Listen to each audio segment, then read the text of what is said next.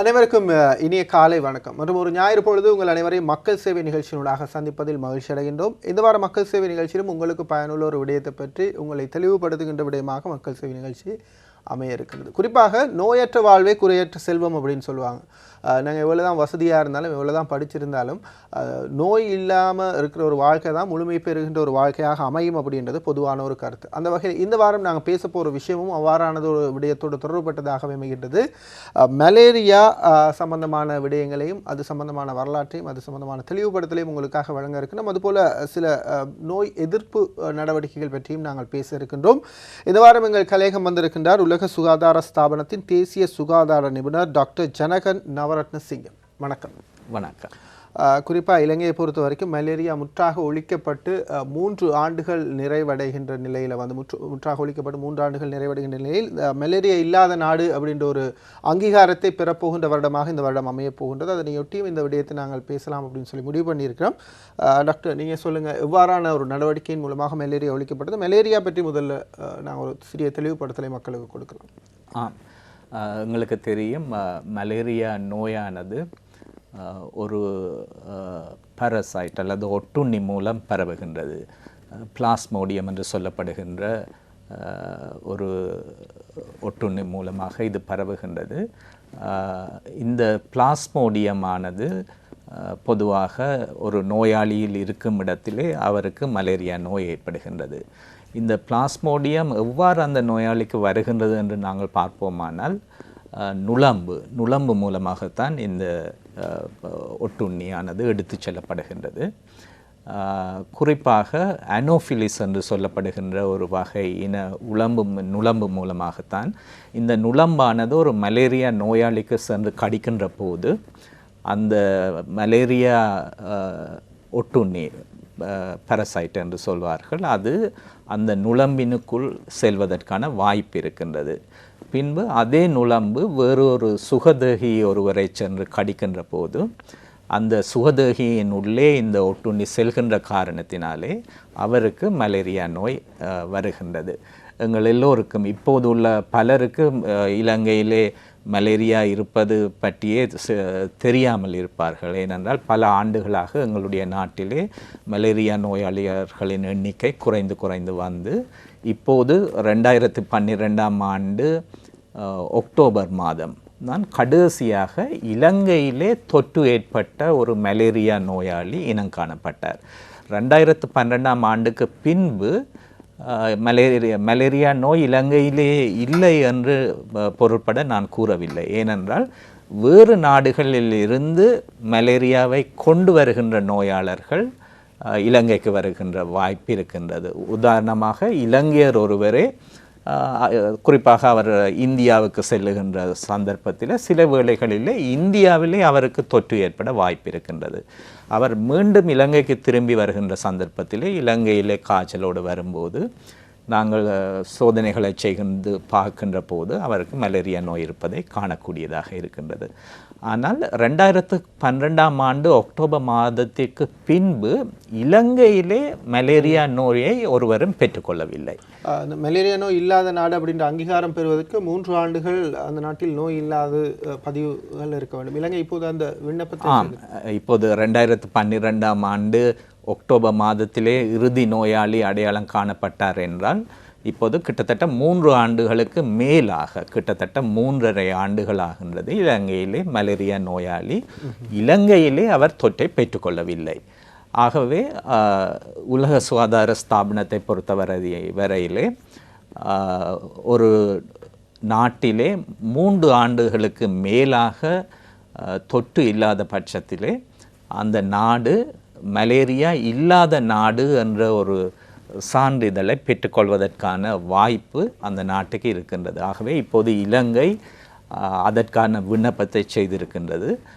நாங்கள் இந்த ஆண்டு சரியான ஆவணப்படுத்தலை இலங்கை மேற்கொள்ளும் இடத்து இந்த ஆண்டு இலங்கைக்கு அந்த சான்றிதழ் கிடைப்பதற்கான வாய்ப்பு இருக்கின்றது.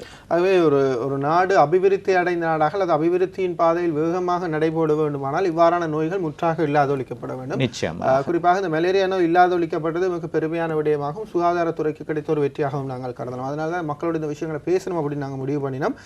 குறிப்பாக இப்போ இருக்கிற தலைமுறைக்கு அப்படி இல்லாட்டி இப்போ இருக்கிற மக்களுக்கு இந்த மலேரியா பற்றிய அதன் பாதிப்பு பற்றிய பாரிய விளக்கம் இருக்காது. அப்படி இல்லாட்டி அது சம்பந்தமாக அந்த நோய் எவ்வளவு பாரதூரமானது அப்படின்றது ஒரு கேள்வியான விடயமாகவே இருக்கும். இந்த விஷயத்தை பற்றி இவ்வளோ பேசணுமா அப்படின்னு கூட சில பேர் யோசிப்பாங்க. இந்த நோயின் ஆழம் எவ்வாறானதாக இருந்தது, இலங்கையை பொறுத்தவரைக்கும் இலங்கை எவ்வாறான சவால்கள் எதிர்கொண்டது இந்த மலேரியா காரணமாக?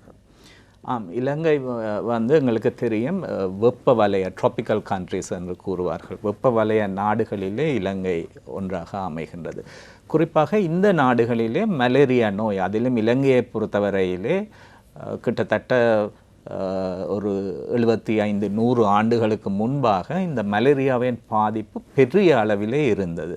லட்சக்கணக்கான நோயாளர்கள் மலேரியாவினாலே பாதிக்கப்பட்டார்கள். ஒவ்வொரு ஆண்டும் மலேரியா காரணமாக பல்லாயிரக்கணக்கான நோயாளர்கள் இறந்தார்கள். குறிப்பாக இலங்கையிலே 1934-35 ஆண்டு காலப்பகுதியிலே கிட்டத்தட்ட 30 லட்சத்துக்கும் அதிகமான மலேரியா நோயாளர்கள் அந்த ஆண்டிலே இனம் காணப்பட்டார்கள். அவர்களிலே கிட்டத்தட்ட 82,000 பேர் அந்த நோய் காரணமாக இறந்தார்கள். அதுபோல் 40களிலே ஒவ்வொரு ஆண்டும் கிட்டத்தட்ட 30 லட்சத்துக்கும் மேலான நோயாளர்கள் மலேரியா காரணமாக பாதிக்கப்பட்டார்கள். பல்லாயிரக்கணக்கானவர்கள் நோய் காரணமாக இறந்தார்கள். பிறகு பொதுவாக 40களிலே இந்த நுளம்புகளை கொள்கின்ற பூச்சி மருந்துகள், உதாரணமாக டிடிடி போன்ற பூச்சி மருந்துகள் பரவலாக நாட்டிலே பாவிக்கப்பட்டது. அதன் காரணமாக, முக்கியமாக அந்த பூச்சி மருந்து காரணமாக இந்த நோயாளர்களின் எண்ணிக்கை கொஞ்சம் கொஞ்சமாக குறைந்து கொண்டு வந்தது. அதிலும் குறிப்பாக 1963 ஆண்டிலே அந்த ஆண்டிலே கிட்டத்தட்ட 17 நோயாளர்கள் மாத்திரம் இனம் காணப்பட்டார்கள். அந்த 17 நோயாளர்களிலும் 6 நோயாளர்கள் தான் இலங்கையர்கள். மற்றவர்கள் வந்து பிற நாடுகளில் இருந்து, அதிலும் குறிப்பாக மாலைத்தீவில் இருந்து இலங்கைக்கு வந்து கல்வி கற்ற மாணவர்கள் தான் அந்த ஆண்டு பாதிக்கப்பட்டார்கள், அந்த 11 மற்ற நோயாளிகள்.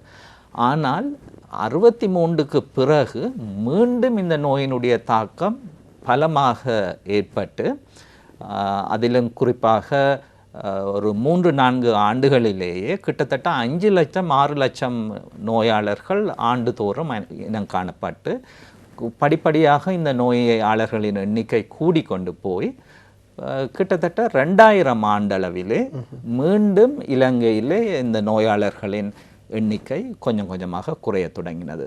முக்கியமாக இதற்கு காரணம் ஒன்று, இந்த பூச்சி மருந்துகளை பாவித்து நுளம்புகளை, அதாவது இந்த தெறி மருந்துகள் அல்லது விசிறி மருந்துகள் என்று கூறுவார்கள், அந்த ஸ்ப்ரேயர் போட்டு அடிக்கின்ற மருந்துகள், அது போன்ற மருந்துகளை அடித்து அதன் மூலமும், அதுபோல் நோய் இந்த நுளம்பு குடம்பிகள், இந்த சிறு சிறு நீர் நிலைகளிலே இந்த நோய் குடம்பிகள் காணப்படும், அந்த குடம்பிகளை அழிப்பதன் மூலமாகவும், அதுபோல் எங்களுக்கு தெரியும் மலேரியா நோய் நுளம்பு வந்து பொதுவாக இரவிலே தான் கடிக்கின்ற நுளம்பு. ஆகவே இரவிலே அநேகமாக நாங்கள் நித்திரையில் இருக்கும்போது கடிக்கின்ற நுளம்பு. ஆகவே இந்த மருந்து, நுளம்புக்கு எதிரான மருந்தை தெளிக்கப்பட்ட வலைகள், நெட்ஸ் என்று கூறுவார்கள், அந்த வலைகளை பாவித்து கொண்டு நித்திரை தூங்குவதன் மூலமாக அந்த வலையிலே வந்து நுளம்பு இருக்கின்ற போது நுளம்பு இறப்பதற்கான வாய்ப்பு இருக்கின்றது. அதுபோன்று தடுப்பு முறைகள், அதுபோல் அடையாளம் காணப்படுகின்ற நோயாளர்களை உடனடியாக சரியான மருந்தை கொடுத்து முற்றாக நோயை குணமாக்குவதன் மூலம் அந்த நோய் மற்றவர்களுக்கு பரவுவதற்கான வாய்ப்பை குறைப்பதன் மூலமாகவும், இவ்வாறு பல தடுப்பு முறைகள் காரணமாக 2000 ஆண்டில் இருந்து எங்களுடைய நோயாளர்களின் எண்ணிக்கை படிப்படியாக குறைவடைந்து, அதிலும் குறிப்பாக 2003 ஆண்டு கிட்டத்தட்ட 1,00,000 நோயாளர்கள் அடையாளம் காணப்பட்டார்கள் 2003ஆம் ஆண்டு. ஆனால் 2004ஆம் ஆண்டு கிட்டத்தட்ட 4,000 நோயாளர்கள் மட்டும்தான் அடையாளம் காணப்பட்டார்கள். அப்படியே நோயாளர்களின் எண்ணிக்கையை குறைக்கப்பட்டு 2012ஆம் ஆண்டு அக்டோபர் மாதத்துக்கு பிறகு நான் முன்பு கூறியது போல இலங்கையிலே நோயை பெற்றுக்கொண்ட நோயாளர்கள் எவரும் இல்லாத ஒரு நிலையை நாங்கள் இன்று அடைந்திருக்கின்றோம். ஆக இது ஒரு படிப்படியான ஒரு முன்னேற்றம், ஒரு திட்டமிட்ட செயற்பாடினூடாக ஒழிக்கப்பட்ட ஒரு நோயாக மலேரியா நோயை நாங்கள் குறிப்பிடலாம். அதற்கு சுகாதாரத்துறை, அரசாங்கம், பொதுமக்கள், சமூக ஆர்வலர்கள், தனிப்பட்ட அனைவருடைய ஒத்துழைப்பின் பேரில் தான் இந்த நோய் இல்லாத ஒழிக்கப்பட்டிருக்கிறது. ஆகவே அந்த மகிழ்ச்சியை, அந்த ஒரு வெற்றியை நாங்கள் சுகாதாரத்துறைக்கு வழங்கலாம். தாரகா மந்திரம், நோயற்ற வாழ்வை குறையற்ற செல்வம். பார்த்து கொண்டிருக்கிறவங்களுக்கு கடந்த கால எங்களுடைய வரலாறு, அப்படி இல்லாட்டி நாங்கள் முயற்சி பண்ணி இல்லாமல் செய்த அந்த நோய்கள் பற்றிய விவரங்களை நாங்கள் இந்த வாரம் வழங்கி கொண்டிருக்கோம். அதேபோல் நிகழ்ச்சியின் இறுதிப் பகுதியில் நாங்கள் பேசலாம். இன்னும் என்ன மாதிரியான நோய்களில் இவ்வாறான செயற்பாடுகள் இல்லாதொழிக்கும் முயற்சிகளில் உலக சுகாதார ஸ்தாபனம் செயற்பட்டு கொண்டிருக்கின்ற போன்ற விடயங்களை நாங்கள் பேசக்கூடியதாக இருக்கும். இப்போ நாங்கள் பார்க்கலாம், இந்த மலேரியா போல டாக்டர் இலங்கையை பொறுத்த வரைக்கும் இல்லாதொழிக்கப்பட்ட வேறு நோய்களை பற்றி சொல்லுங்கள். என்னென்ன நோய்கள் அவ்வாறு இல்லாதொழிக்கப்பட்ட சான்றிதழ்கள் இருக்கின்றது, அதுக்கான முயற்சிகளில் என்ன மாதிரியான நோய்கள் இருக்கின்றது? ஆம், நீங்கள் குறிப்பிட்டது போல 1970 ஆரம்பத்திலே, நான் நினைக்கிறேன் 74 அல்லது 75ஆம் ஆண்டிலே சின்னம்மை நோய் பூரணமாக உலகத்திலிருந்தே ஒழிக்கப்பட்டது.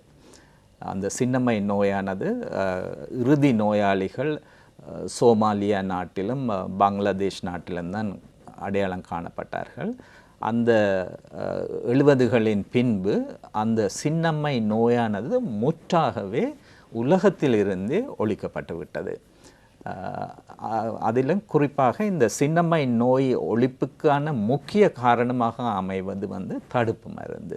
ஏனென்றால் அந்த சின்னம்மைக்கு எதிரான தடுப்பு மருந்து பல ஆண்டு காலமாக உலகம் பூராகவே பாவிக்கப்பட்டு அந்த சின்னம்மை தடுப்பு மருந்து காரணமாக அந்த நோயாளர்களின் எண்ணிக்கை குறைவடைந்து 74, 75ஆம் ஆண்டுகளிலே அந்த நோய் முற்றாகவே இல்லாமல் போய்விட்டது. அதுபோல போலியோ நோய், அதிலும் குறிப்பாக போலியோ நோயானது இப்போதும் சில நாடுகளிலே, குறிப்பாக ஆப்பிரிக்க நாடுகளிலே ஒரு சில நாடுகள், அதுபோல் ஆசியா கண்டத்திலும் குறிப்பாக பாகிஸ்தான், ஆப்கானிஸ்தான் போன்ற நாடுகளிலே இன்னும் போலியோ நோயாளர்கள் இருக்கின்றார்கள். ஆனால் பெரிய பிரதேசங்களிலே, உதாரணமாக உலக சுகாதார ஸ்தாபனத்துக்கு கீழாக இந்த உலக நாடுகள் 6 பிரிவுகளாக பிரிக்கப்பட்டு உலக சுகாதார ஸ்தாபனத்தினால் கண்காணிக்கப்படுகின்றது. அதிலே இலங்கை சவுத் ஈஸ்ட் ஏஷியா, தென்கிழக்கு ஆசிய நாடுகள் என்ற குழுவுக்கு கீழே தான் இலங்கை வருகின்றது. அந்த குழுவிலே கிட்டத்தட்ட 11 நாடுகள் இருக்கின்றன. அந்த 11 நாடுகளிலே இலங்கையும் ஒன்றாக இருக்கின்றது.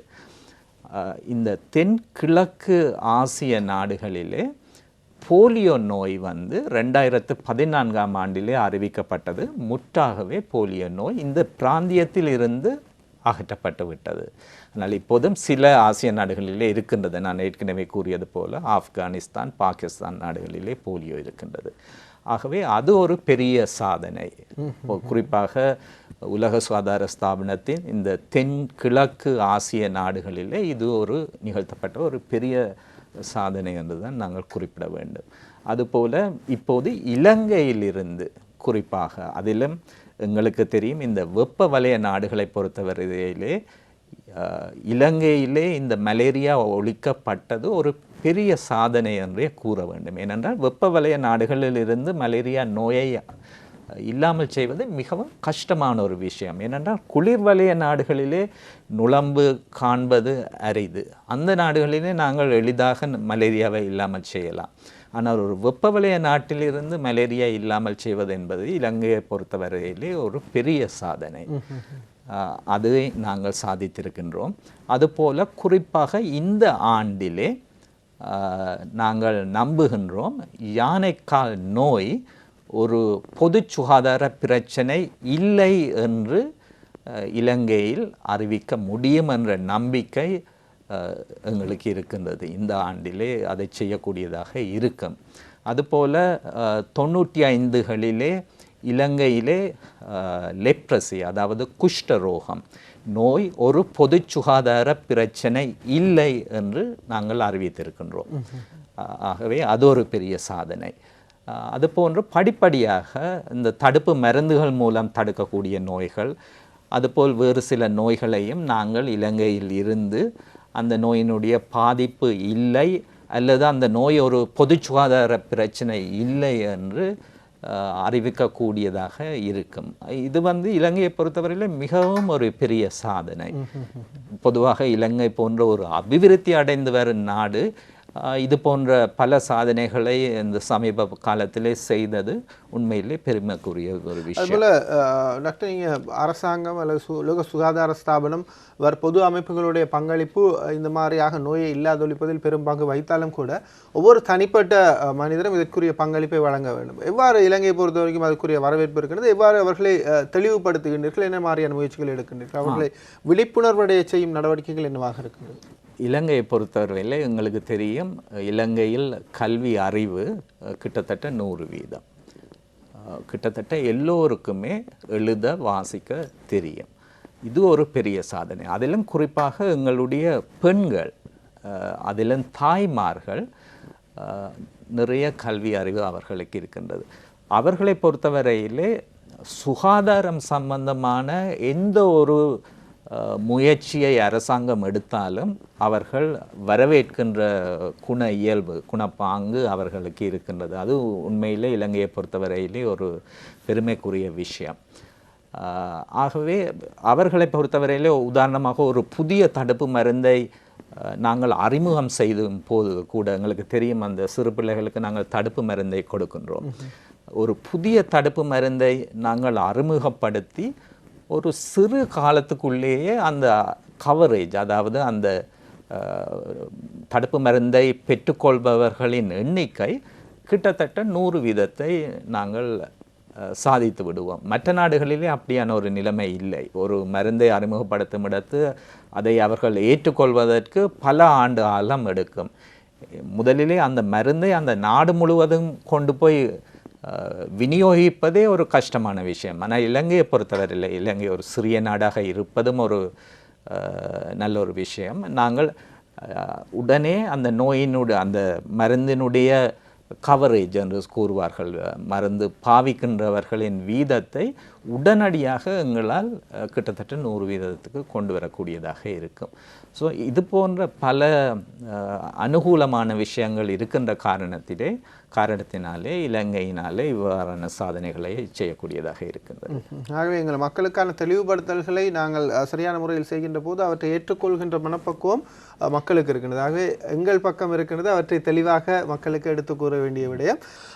எதிர்வரும் ஏப்ரல் 24ஆம் தேதி முதல் 30ஆம் தேதி வரை உலக நோய் தடுப்பு மருந்து வாரம் அனுஷ்டிக்கப்படுகிறது. தடுப்பு மருந்து வாரம் மிக முக்கியமாக அனுஷ்டிக்கப்படுகிறதுடைய முக்கிய நோக்கம் இந்த தடுப்பு மருந்து பற்றிய தெளிவுபடுத்தல்களை மக்களுக்கு வழங்க வேண்டும், அது சம்பந்தமான விழிப்புணர்வை ஏற்படுத்த வேண்டும் என்பதற்காக டாக்டர் குறிப்பிடுங்கள், உலக சுகாதார ஸ்தாபனத்தினுடைய இந்த நோய் தடுப்பு மருந்து வாரம், இதனுடைய செயற்பாடுகள், இதனுடைய எண்ணக்கரு, ஏன் இவ்வாறான ஒரு வாரம் அனுஷ்டிக்கப்படுகின்றது, என்ன விடயங்கள் மக்களுக்கு தெளிவுபடுத்த வேண்டியிருக்கிறது சம்பந்தமாக?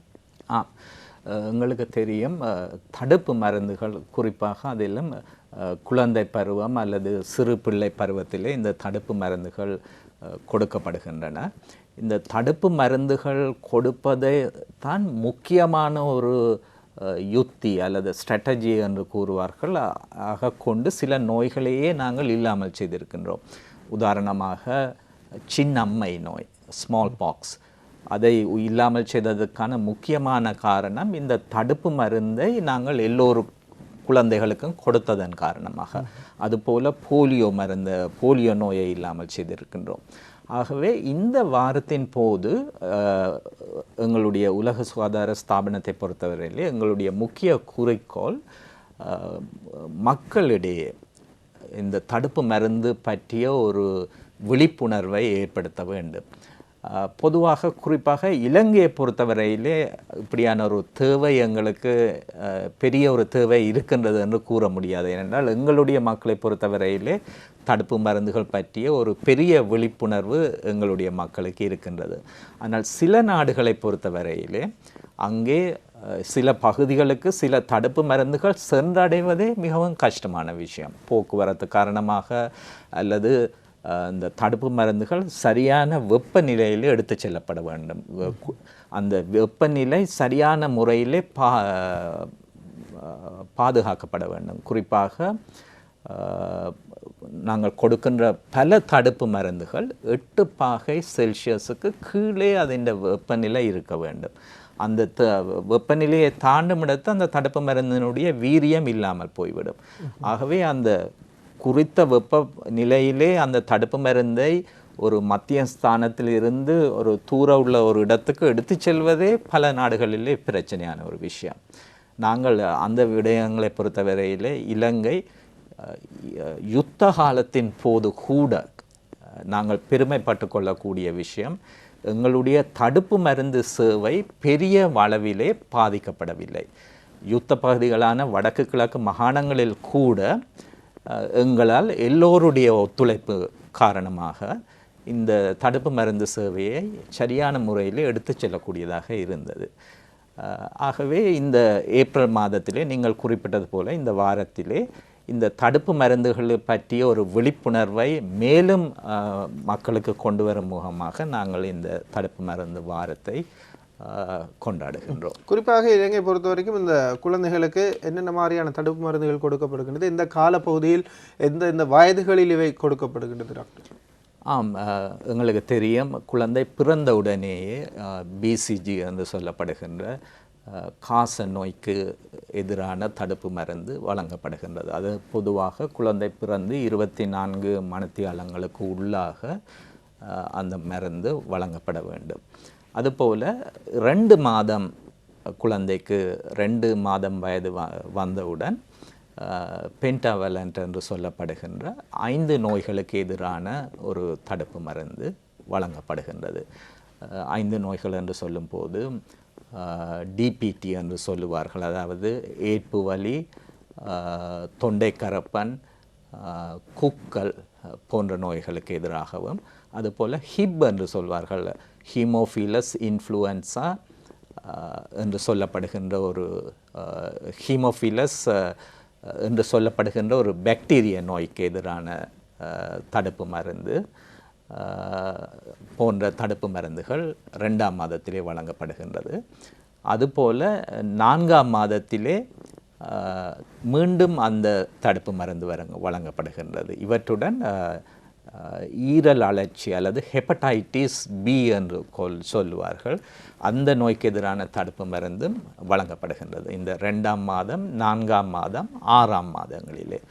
பிறகு 9ஆம் மாதத்திலே மீசில்ஸ் என்று சொல்லப்படுகின்ற சின்ன முத்து நோய்க்கு எதிரான தடுப்பு மருந்து வழங்கப்படுகின்றது. அதன் பின்பு 1 வயதாகின்ற போது ஜப்பானீஸ் என்செஃபலைட்டிஸ் என்று சொல்லப்படுகின்ற ஜப்பான் மூலக்காய்ச்சல் என்று கூறுவார்கள், அந்த மூலக்காய்ச்சலுக்கு எதிரான தடுப்பு மருந்து வழங்கப்படுகின்றது. மீண்டும் 18ஆம் மாதம், அதாவது 1.5 வயதிலே இந்த டிபிடி என்று சொல்லப்படுகின்ற முக்கூட்டு தடுப்பு மருந்து வழங்கப்படுகின்றது. அதன் பின்பு 5 வயது வருகின்ற போது இருகூட்டு தடுப்பு மருந்து என்று சொல்லப்படுகின்ற மருந்து வழங்கப்படுகின்றது. இது போன்ற தடுப்பு மருந்துகள் வழங்கப்படுகின்றன. இவை சம்பந்தமான தெளிவுபடுத்தல்கள் சாதாரணமாக வைத்தியசாலைகள், குழந்தை மகப்பேறு நீங்கள் உங்கள் வீட்டுக்கு அருகிலே உள்ள MOH என்று கூறுவார்கள், அதாவது மருத்துவ வைத்திய அதிகாரியின் அலுவலகத்துக்கு செல்வதன் மூலம் மிக இலகுவாக இந்த தடுப்பு மருந்தை உங்களுடைய வீட்டுக்கு மிக அருகிலேயே நீங்கள் பெற்றுக்கொள்ளக்கூடியதாக இருக்கும். ஆகவே மக்களுக்கு தெளிவுபடுத்த வேண்டிய ஒரு வாரமாக நோய் தடுப்பு மருந்து வாரம் அனுஷ்டிக்கப்படுகிறது. ஏப்ரல் மாதம் 24ஆம் தேதி முதல் 30ஆம் தேதி வரை. இந்த காலப்பகுதி எழுமான வரை உங்களுடைய அந்த தெளிவுபடுத்தல்களை விழிப்புணர்வுகளை பெற்றுக்கொள்ளுங்கள். உங்களுக்கு தெரிந்த விடயங்களை மற்றவர்களுடன் பகிர்ந்து கொள்ளக்கூடியதாக இருக்கும். கடந்த காலங்களில் மலேரியாவினால் ஏற்பட்ட பாதிப்பு, இப்போது நாங்கள் அடைந்திருக்கின்ற வெற்றி, அதில் மக்களுடைய பங்களிப்பு இவ்வாறானதாக இருந்தது போன்ற விடயங்களை பார்த்திருந்தோம்.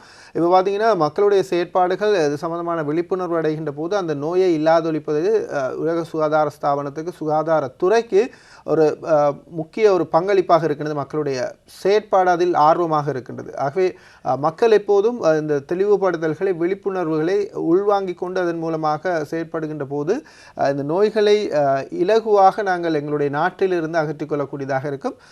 டாக்டர் குறிப்பிடுங்கள், உலக சுகாதார ஸ்தாபனத்தின் ஏனைய செயற்பாடுகள் இந்த நோய் எதிர்ப்பு சம்பந்தமான விடயங்களில் இவ்வாறானதாக அமைந்திருக்கின்றது. ஆம், உலக சுகாதார ஸ்தாபனத்தை பொறுத்தவரையிலே நாங்கள் தொற்று நோய்களுக்கு எதிராக மட்டுமல்ல, வேறு சுகாதார பிரச்சனைகள் தொடர்பிலும் நாங்கள் எங்களுடைய பங்களிப்பை எல்லா நாடுகளுக்கும் வழங்கி கொண்டு இருக்கின்றோம். உதாரணமாக தாய் சேய் நலம் என்று சொல்வார்கள், மெட்டர்னல் அண்ட் சைல்ட் ஹெல்த் என்று கூறுவார்கள். அது தொடர்பான உலக சுகாதார ஸ்தாபனம் தன்னுடைய பங்களிப்பை வழங்கி வருகின்றது. அதுபோல் ஹெல்த் சிஸ்டம் என்று கூறுவார்கள், அதாவது சுகாதார அல்லது சுகாதார கட்டமைப்பு, ஒரு நாட்டில் உள்ள சுகாதார கட்டமைப்பு. இப்போது இலங்கையை பொறுத்தவரையில் நாங்கள் பெருமைப்பட்டு கொள்ள முடியும், எங்களுடைய சுகாதார கட்டமைப்பு மிகவும் பலமாக இருக்கின்றது. ஏனென்றால் எங்களுக்கு எல்லா நாட்டில் உள்ள எல்லா பகுதியில் உள்ள மக்களும் ஒரு தரமான சுகாதார சேவையை அரசாங்கத்திடமிருந்தே பெற்றுக்கொள்ளக்கூடிய ஒரு நிலைமை இருக்கின்றது. சில நாடுகளைப் போல தனியார் இடமிருந்து தான் சுகாதார சேவையை பெற்றுக்கொள்ள வேண்டிய நிர்பந்தம் அவர்களுக்கு இருக்கின்றது. ஏனென்றால் அவர்களுடைய பகுதியிலே ஒரு அரசாங்க வைத்தியசாலையை காண முடியாது. இலங்கையை பொறுத்தவரையிலே அவ்வாறான ஒரு நிலைமை இல்லை. தொற்று நோய்கள் என்று நாங்கள் பார்க்கின்ற போது உலக சுகாதார ஸ்தாபனத்தை பொறுத்தவரையிலே HIV, எய்ட்ஸ் என்று சொல்லப்படுகின்ற நோய்க்கு எதிராக நாங்கள் பல ஆண்டுகளாக நாங்கள் கடுமையாக பல நாடுகளுக்கும் நாங்கள் எங்களுடைய ஒத்துழைப்பை வழங்கி வருகின்றோம்.